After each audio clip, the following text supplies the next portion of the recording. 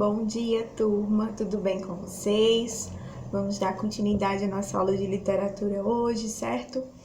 E findando aí o romantismo, né? Essa escola aqui é considerada a escola mais extensa da nossa literatura, certo? Então, para fechar com o romantismo, vamos só recapitular o que foi o movimento, né? E vamos nos deter hoje a fazer uma diferenciação, certo?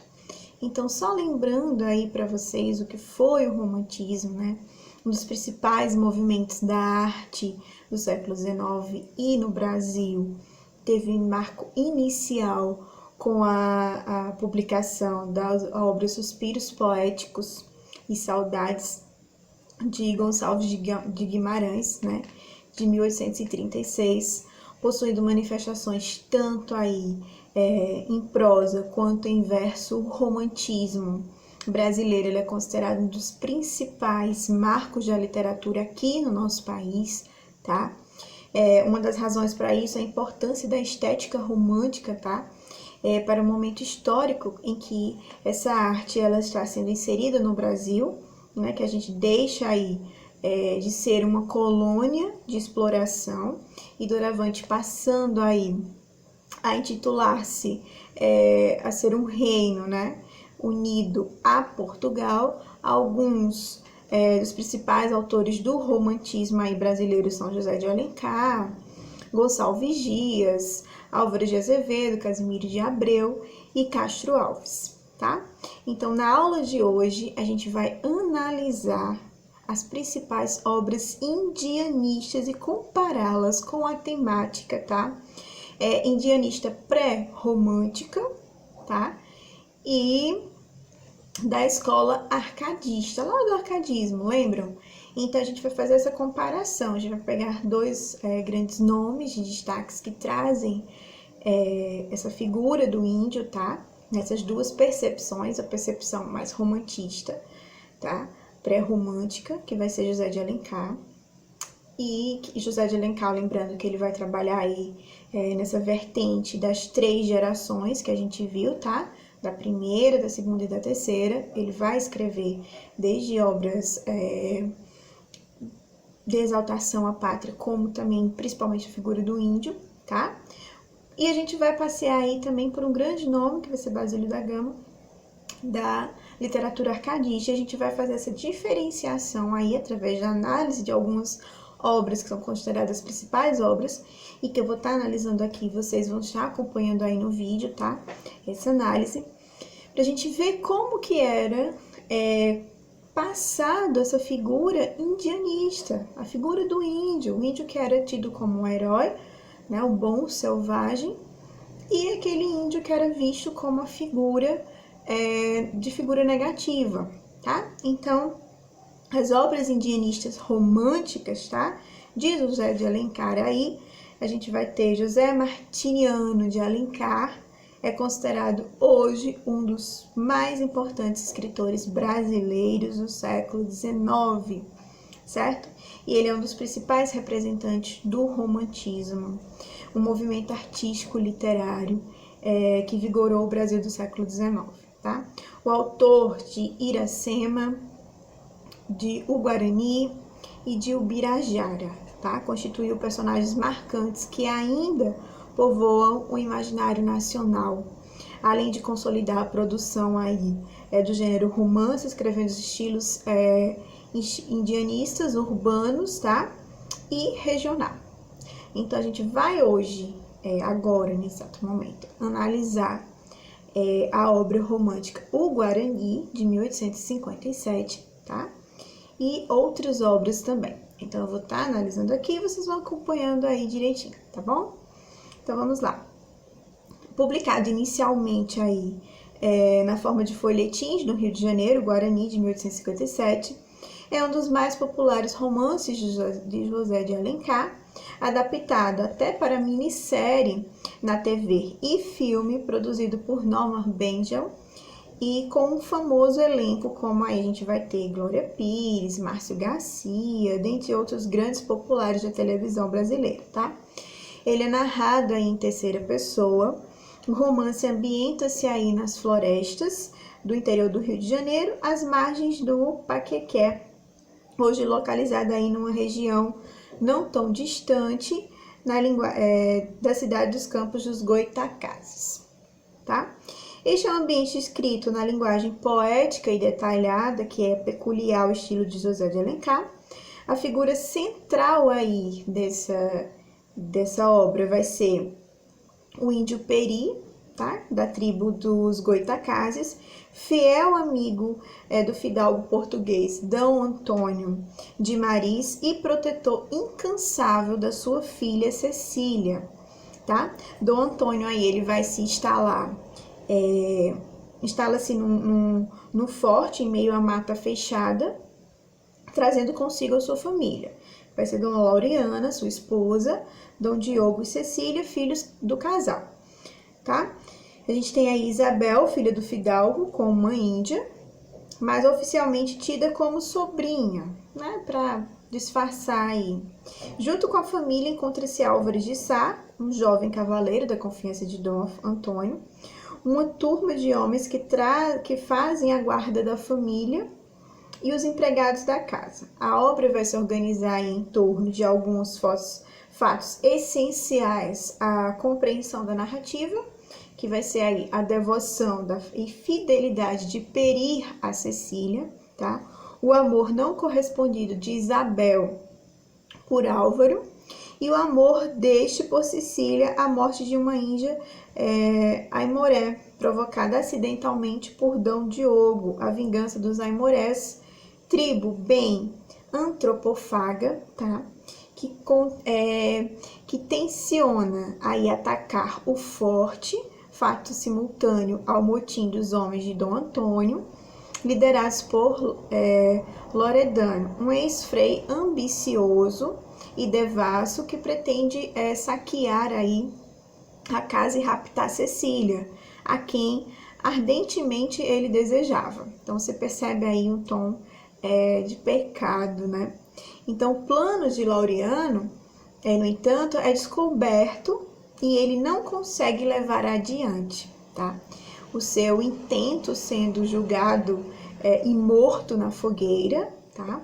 Com o ataque dos Aimorés, todos se unem à volta de Dom Antônio e se preparam para a defesa da casa e da própria vida, tá? Então, o número de índios amorés aí, entretanto, é muito grande e a morte é inevitável, tá? Peri, desesperado para salvar a família, toma um veneno indígena e luta aí sozinho contra os amorés, matando vários deles para incitar-lhes a ira.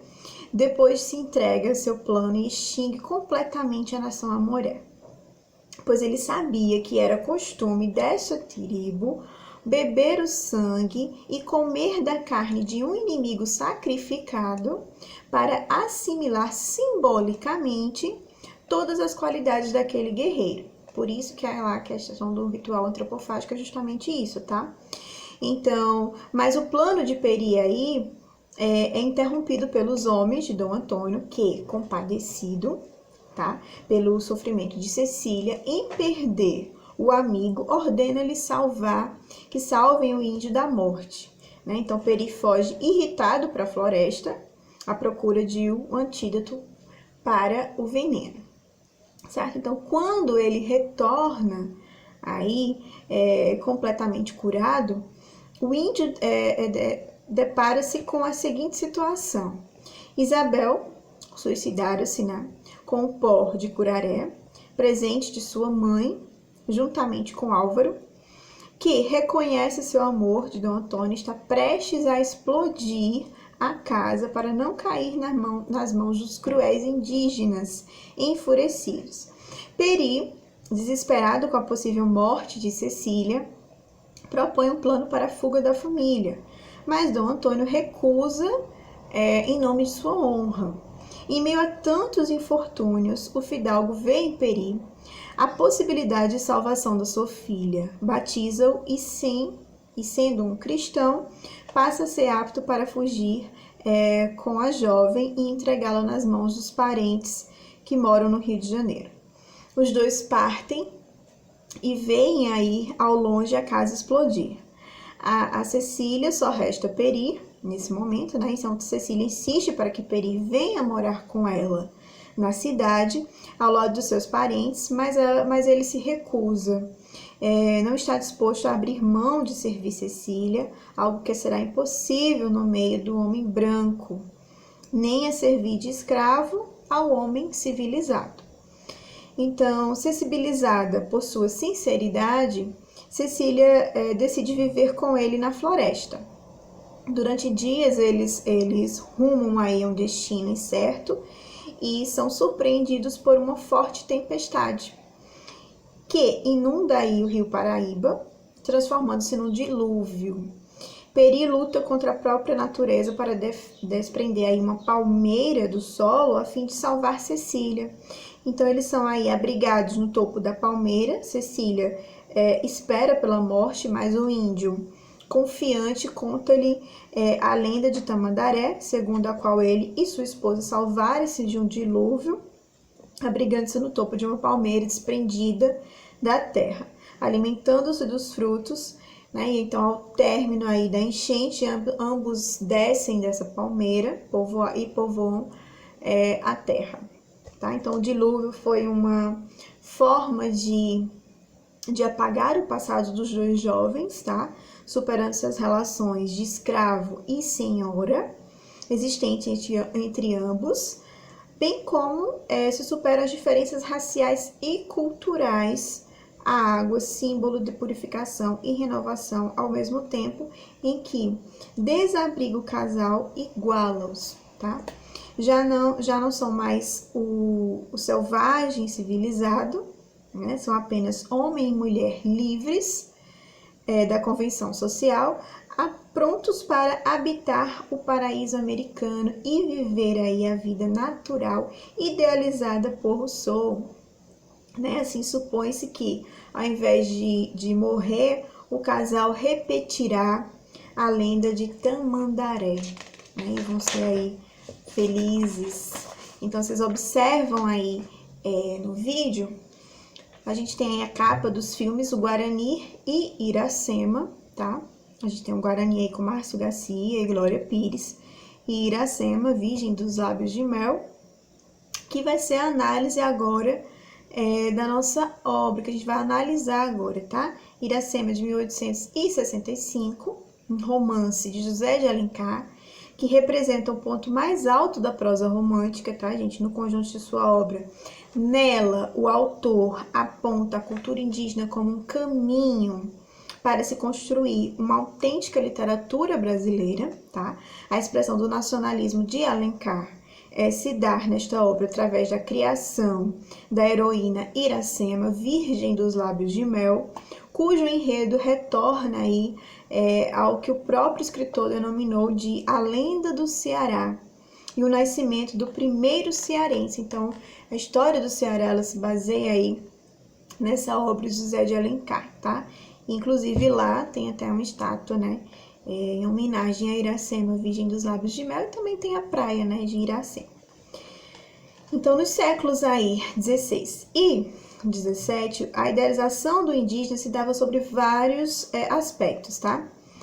De um lado, a gente tem aí os cronistas que viram como figura exótica, de beleza afrodisíaca, e temos aí os jesuítas, que eram vistos, viam esses indígenas como almas a serem salvas pelo catolicismo, que havia perdido aí fiéis para a reforma protestante, tá? Então, no século aí 18 e início do século 19, a gente vai ter uma figura do índio que passa a ser vista como um bom selvagem, tá? Sobre a influência do pensamento de Rousseau, que diz o seguinte, que o índio é bom por natureza, pois ainda não foi corrompido pela sociedade, que é má. Então, torna-se, então, símbolo do nativismo e da liberdade num país que recém-proclamado independente. Então, vai aquela história lá de que o índio, ele é a figura que representa, que melhor representa o nosso país, o Brasil, tá? Todo aquele contexto do romantismo em si. certo? Então, Iracema aí, ela é ambientada em terras brasileiras, tá? Com o seu povo nativo, suas cores e sua cultura, representando o espírito nacionalista, tá? Da obra, enquanto estética romântica, ele idealiza aí a figura feminina, exalta a natureza, valoriza o amor e o patriotismo, numa linguagem que podemos chamar de poesia em prosa, tá? Isso porque o mais importante da narrativa não é a sucessão dos fatos, tá? Mas a seleção dos vocábulos, a construção de imagens, as comparações e principalmente o ritmo, tá? Determinante na construção da musicalidade. Então, o poeta incorpora aí a visão do mundo dos indígenas, que, ao expressarem seus sentimentos, o fazem através de imagem aí que já conhecem, ou seja, a própria natureza. Então, a gente tem um trechinho aí de Iracema que diz o seguinte: chora o cajueiro enquanto fica tronco seco e triste. Iracema perdeu sua felicidade depois que separastes dela. Então, a história de amor aí de Iracema e de Martim Soares, contada em terceira pessoa, conduz a narrativa que se passa nas matas do Ceará do século XVII. A Índia é filha de Araquém, tá? Pajé da tribo dos Tabajaras. Com sua virgindade, guarda aí o segredo de Jurema, símbolo da fecundidade de sua tribo. Guarda também a receita de um licor misterioso, tá? E alucinante, usado em rituais religiosos. O próprio nome de Iracema é um anagrama da América, uma combinação, tá? Se vocês observarem o nome Iracema, dentro dele a gente consegue formar América, Iracema América, tá? Então ele é um anagrama, que levando a crer que o romance mantém um diálogo com contato entre indígenas e o homem branco, tá? Além disso, a gente percebe aí grandes semelhanças entre o romance de Alencar e a história da colonização americana, que tem como plano de fundo o romance entre Pocahontas e o colonizador inglês John Smith.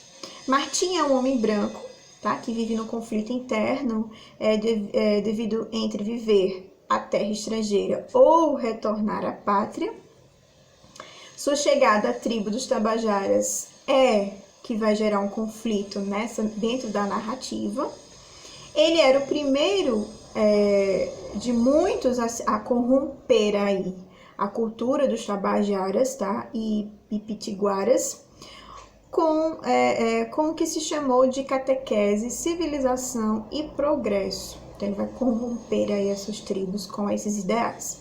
Foi também o responsável pelos conflitos aí entre as tribos e por roubar a filha do Tupã, a guardiã da fertilidade da tribo Tabajara, e que dessa união aí deles vai nascer Moacir, que significa filho da dor, fruto da miscigenação dessas raças, tá? Então, o amor dos dois passa aí a esfriar à medida que Martim, ao lado dos pitiguaras, trava as novas lutas com sua tribo.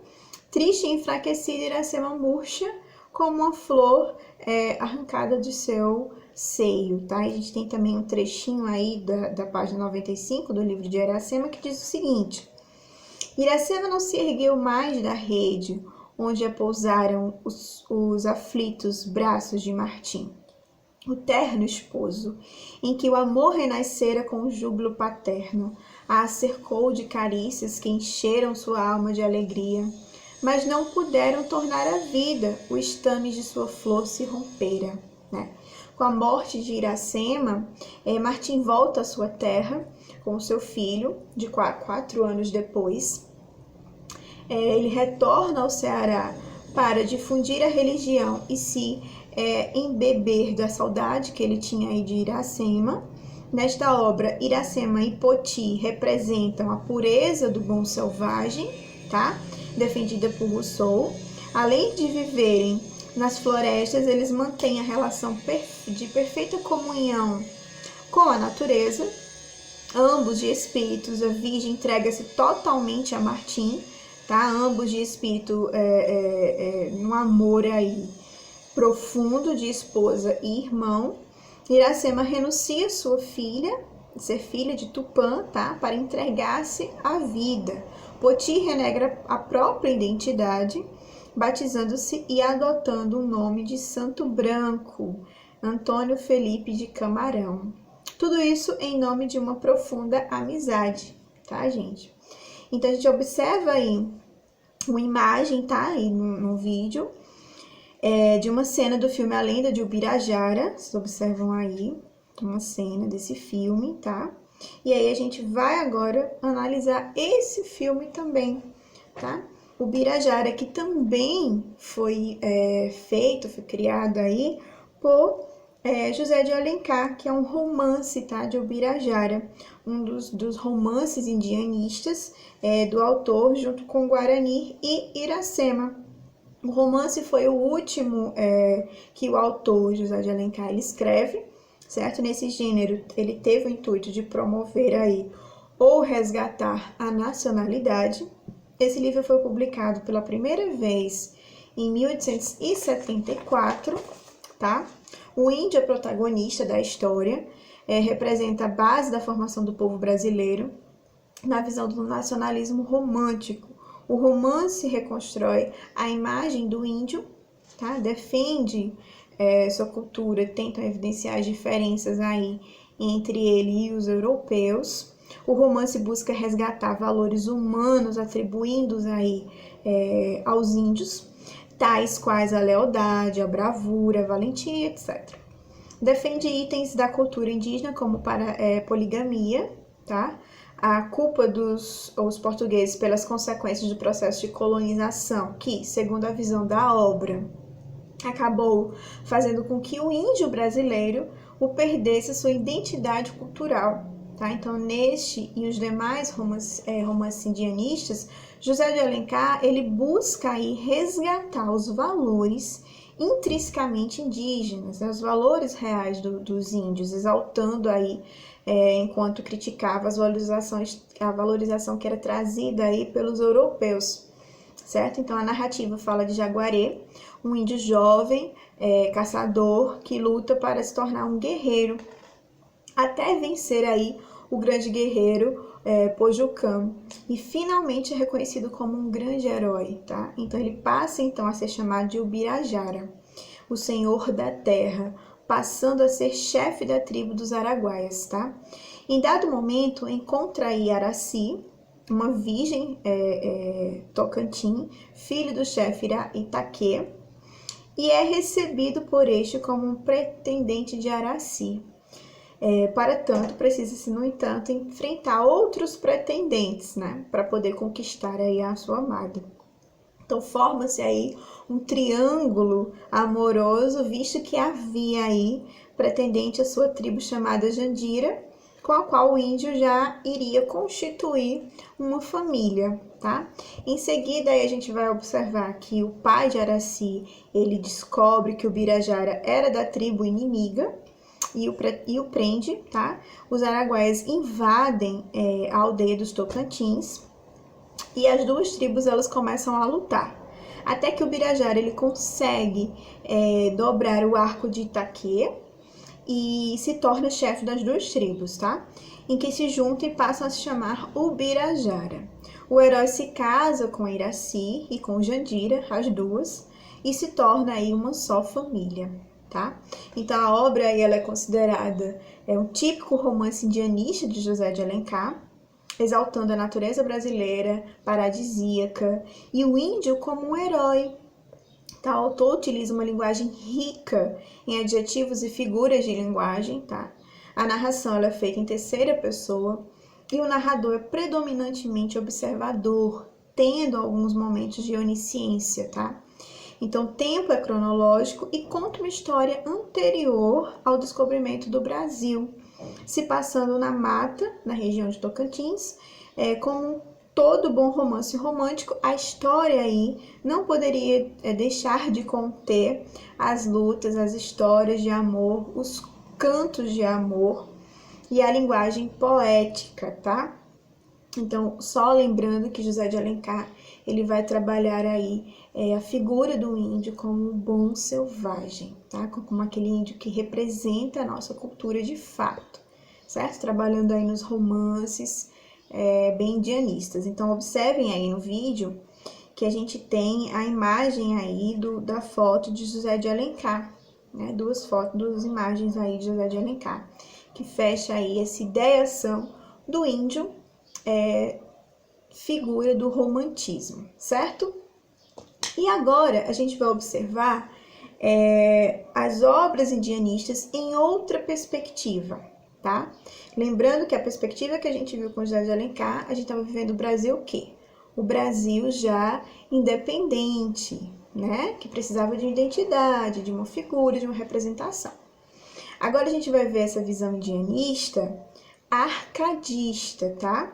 De Basílio da Gama, que nessa época do arcadismo a gente não tem Brasil independente, a gente tem Brasil totalmente dependente de Portugal, colônia de Portugal.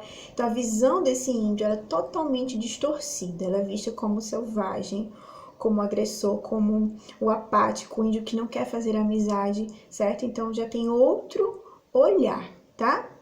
Então lembrando aí que Basílio da Gama, mais conhecido no Brasil como Basílio da Gama, nasceu aí em 22 de julho de 740, em São José do Rio das Mortes, atualmente hoje Tiradentes, estado de Minas Gerais, filho do fazendeiro abastado Manuel da Costa Vilas Boas de Quitéria. Inácio da Gama ficou conhecido aí pelo poema épico O Uruguai, tá? E a gente vai analisar agora a obra do Uruguai, que é uma obra de Basílio da Gama, poeta brasileiro. O livro é considerado aí um poema épico de 1769, que tinha o objetivo de exaltar a política do Marquês de Pombal contra os jesuítas. Então aí você já percebe a idealização da obra de Basílio da Gama, né? Totalmente voltada para a política e defesa do Marquês de Pombal, que era contra, obviamente, essa figura aí indígena, né? Então, eles utilizando aí a guerra de Guaranitica, tá? Como tema histórico, Basílio da Gama coloca a culpa do massacre indígena nos jesuítas, tá? Os personagens criados por Basílio da Gama são Tanajura, feiticeira índia, Cacambo, chefe da tribo, Lindóia, mulher de Cacambo, Caitutu, guerreiro índio e irmão de Lindóia, Balda, padre jesuíta que administra a aldeia, Cepé, índio guerreiro, e General Gomes Freire de Andrade, que é o chefe das tropas de Portugal. Escrito aí em decassílabos brancos, o Uruguai não apresenta divisões entre as estrofes, o que indica que as quebras são o epílogo, tá? A narrativa, a dedicatória, a invocação e a proposição. A base para a criação do enredo é a mitologia dos índios, tá? A história se passa em um povoado onde os nativos foram catequizados aí por Balda, um padre da Espanha. Neste local vivem Cacambo, que simboliza a coragem de Lindóia, ícone da delicadeza. Os dois formam um casal. Balda representa como um religioso perfído, tá? Que é desleal e traidor.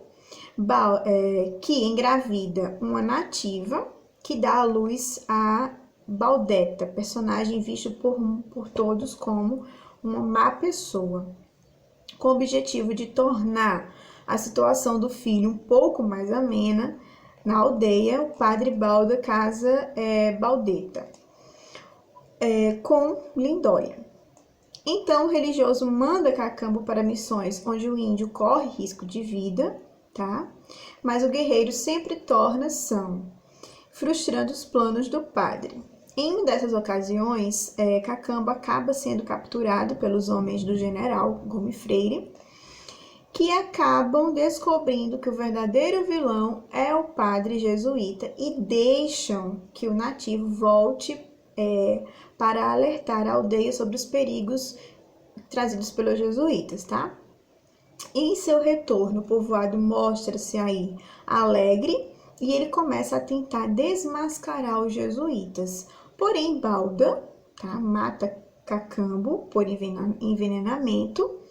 Lindóia demora a acreditar que seu homem está morto, mas depois se convence de que foi o padre que o matou, então aceita casar-se aí com Baldeta. No dia do casamento, a mulher se mata, tá? Deixando que uma cobra peçonhenta lhe pique. Nos versos que a gente vai ver agora, a descrição da morte de Lindóia é apresentada aí de forma fantasiosa e bucólica, tá? Assumindo características típicas do arcadismo que a gente já até discutiu, né? Então, o que diz aí esses versos? Descobrem que se enrola no seu corpo verde serpente e lhe passeia e cinge pescoço e braço e lhe lambe o seio. Fogem de haver assim sobressaltados e param cheios de temor ao longe, e nem se atreve a chamá-la e temem que desperte assustado e irrite o monstro, tá? Então aí a gente tem uma passagem aí dessa descrição da morte de Lindóia, tá, gente? E aí a gente viu a visão indianista arcadista, né, de Basílio da Gama, e também ainda com a visão arcadista, só que agora na visão de Santa Rita Durão, tá? José de Santa Rita Durão, que nasceu em Cata Preta, Minas Gerais, em 1722. Teve seus estudos aí, tiveram início com os jesuítas no Rio de Janeiro, tá? Ele vai se formar em teologia pela Universidade de Coimbra, ingressou aí na Ordem de Santo Agostinho. Nesse período, por volta de 1759, fez uma pregação contra os padres da Companhia de Jesus pela expulsão dos jesuítas, mas depois ele vai se arrepender, tá? Ele viajou pela Espanha, pela Itália e França quando publicou o poema épico Caramuru, em 1781, tá? O qual tem como subtítulo Poema Épico de Descobrimento da Bahia, escrito no padrão da poesia de Camões, tá? A gente vai ter aí a análise da obra do Caramuru, de 1781, e vendo aí que o Caramuru, ele é um poema clássico, tá? Do Frei José de Santa Rita Durão, tá? Data aí de 1781.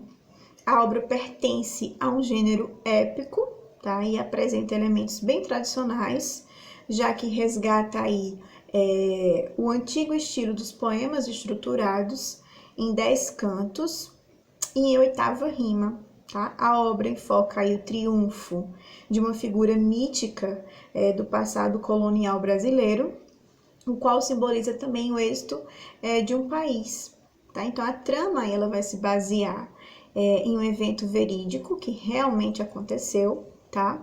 O protagonista é Diogo Álvares Correia, um naufrágio aí lusitano, que se transformou em líder dos indígenas da tribo Tupinambá, sediada na Bahia, tá? Então conta a história que ele ajudou a criar a cidade de Salvador, né?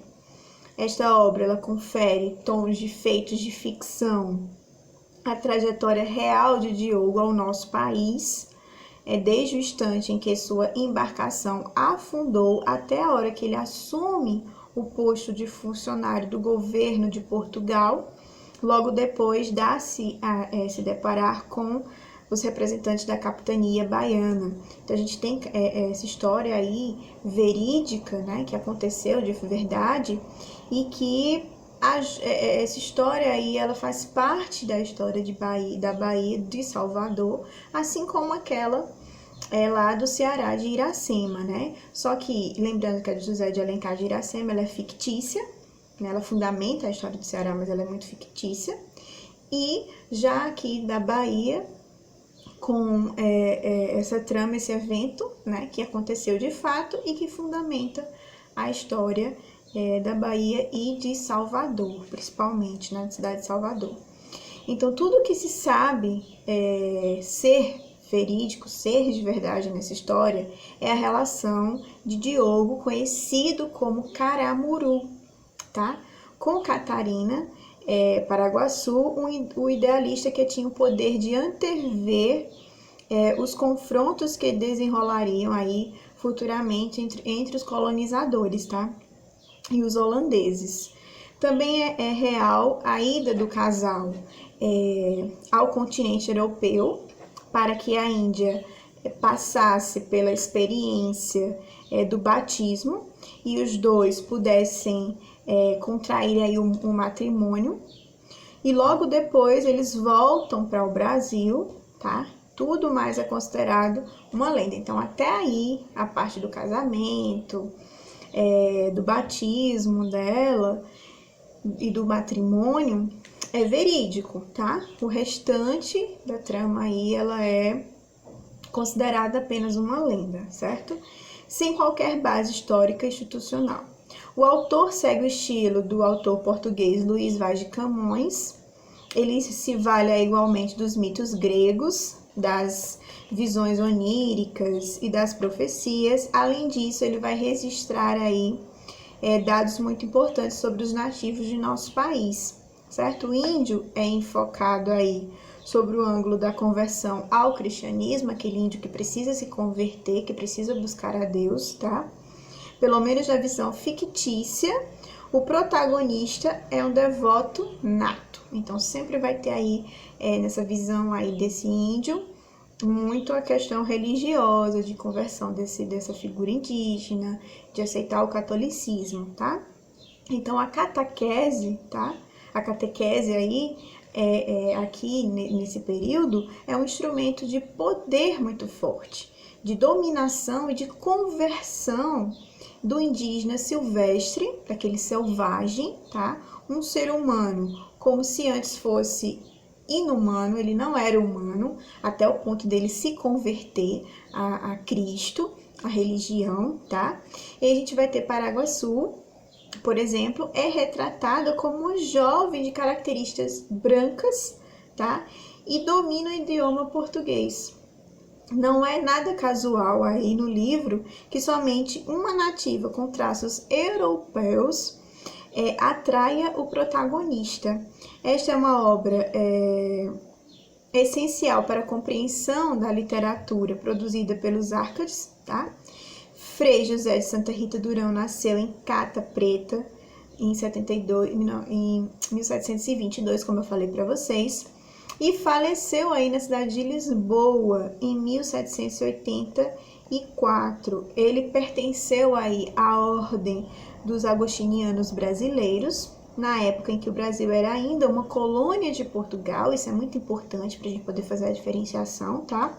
O poeta é um orador, visto como um dos antecessores da corrente indianista nacional, e sabe-se que Caramuru é o primeiro livro a apresentar como temática principal o indígena brasileiro. Então, ele já retratava esse indígena brasileiro, de fato, real.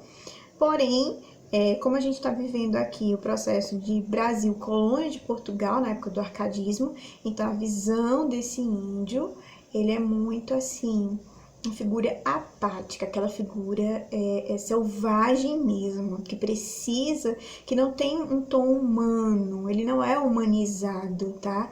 E ele precisa ser humanizado, e isso vai ser feito através de quê? Do processo de catequização desses índios, né? Então, a trama aí se passa justamente com a Índia, né, Paraguaçu, quando ela vai ser aí batizada, convertida à religião católica em si, para poder se tornar digna, se tornar humana.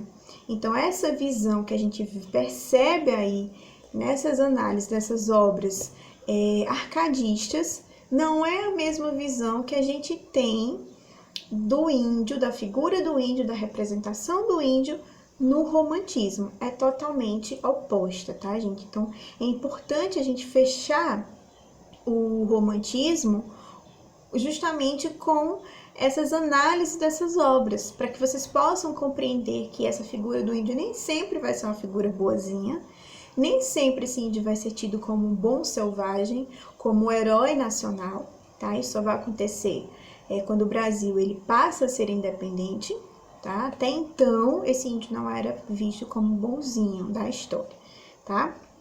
Então, a gente tem aí para vocês observarem no vídeo ainda duas capas dos filmes, o Caramuru e a capa do livro O Uruguai, que fazem referência à mesma coisa, né? Só que um é filme e o outro vai ser o livro, tá? Da obra de Basílio da Gama. Caramuru, inclusive, vocês já assistiram, né? Viram que então entenderam aí que até parte da história é verídica e outra parte se trata mais de uma lenda, certo? Então espero que vocês tenham compreendido aí essa análise dessas obras, tá? A diferenciação dessa figura indígena na visão dessas duas escolas, tanto do romantismo como do torcadismo, e que vocês, qualquer dúvida que tenham, podem me procurar, que eu estou aqui para ajudar vocês, e vocês vão responder essa atividade, né? Tanto durante a aula quanto a de fixação, certo? E até a próxima semana. Encerramos por aqui o romantismo, né? Essa escola tão gigantesca. E espero que vocês tenham aprimorado o conhecimento literário de vocês com relação ao romantismo. Qualquer dúvida já sabe, estou aqui, tá? Então, um bom fim de semana para vocês, se cuidem e até semana que vem. Tchau, tchau!